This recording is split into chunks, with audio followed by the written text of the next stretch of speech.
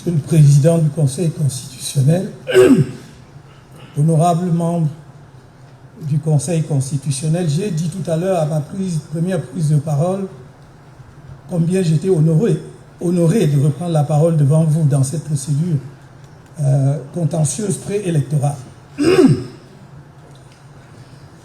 C'est un moment particulier, mais je vais m'en tenir au cadre que vous avez fixé vous-même, Monsieur le Président, après les interventions brillantes de mes conseils, y compris ceux qui ont fait une intervention volontaire dans le cadre de la procédure engagée par M. Yepka, ma tâche est rendue extrêmement facile et je voudrais faciliter la vôtre en rappelant seulement ceci.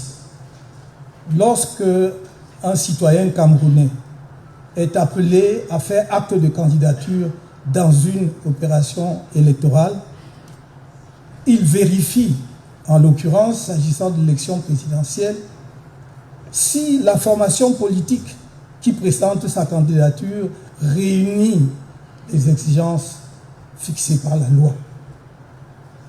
En l'occurrence, ce que j'avais à faire était de vérifier d'abord si le Manidem était un parti politique légalisé.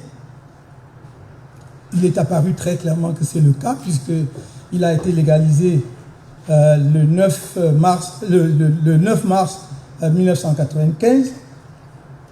Si les instances compétentes pour porter ma candidature, et voilà que par la force des choses, ce que je voulais éviter, j'y entre, si dans l'organe qui me confère l'investiture a compétence pour le faire, au regard justement des textes de ce parti, vérification faite, c'était le cas.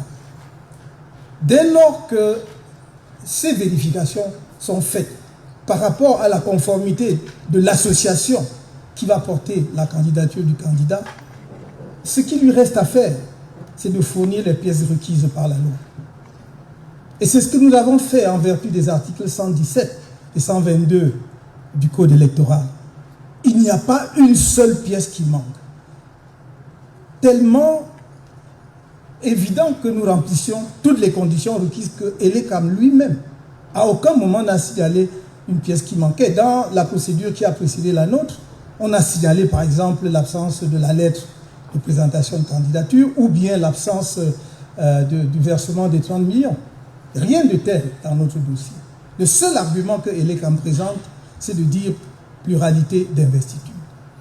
Mais on vous a démontré à suffisance qu'il n'y a pas de pluralité d'investiture. Et il ne pouvait pas y avoir pluralité d'investiture, surtout si celui qui prétend présenter une autre candidature ne rapporte pas la preuve qu'il est membre de l'association, qu'il est encore et toujours membre de l'association en question. Et il apparaît de toute évidence qu'il a cessé d'être membre de cette association depuis 2018. On vous a fourni les éléments pertinents à cet égard.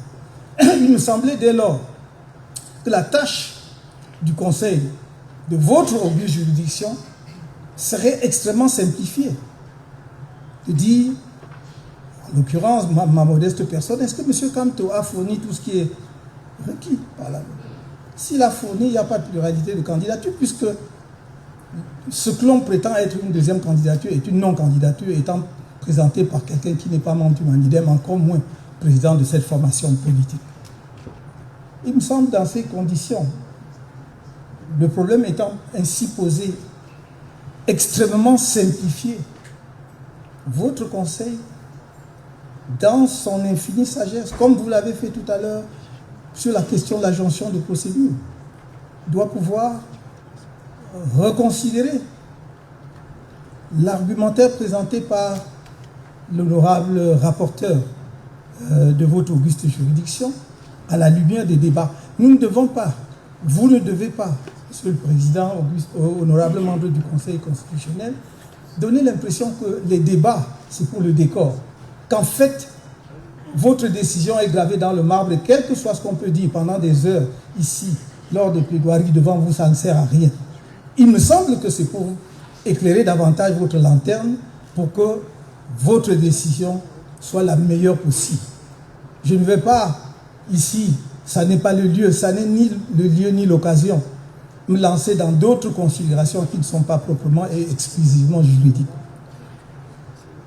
En disant ce que je viens de dire, vous devez simplement, Monsieur le Président, conclure que c'est à tort que Elekam a rejeté le dossier de candidature de M. Kamto puisqu'il satisfait à toutes les exigences prévues aux articles 117 et 122 du Code électoral.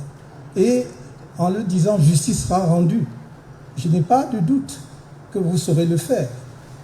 Je n'ai pas ici besoin, encore une fois, je l'avais dit une fois, de rappeler l'estime que j'ai pour les uns et les autres, parce qu'il se trouve que je connais un certain nombre de membres du Conseil constitutionnel.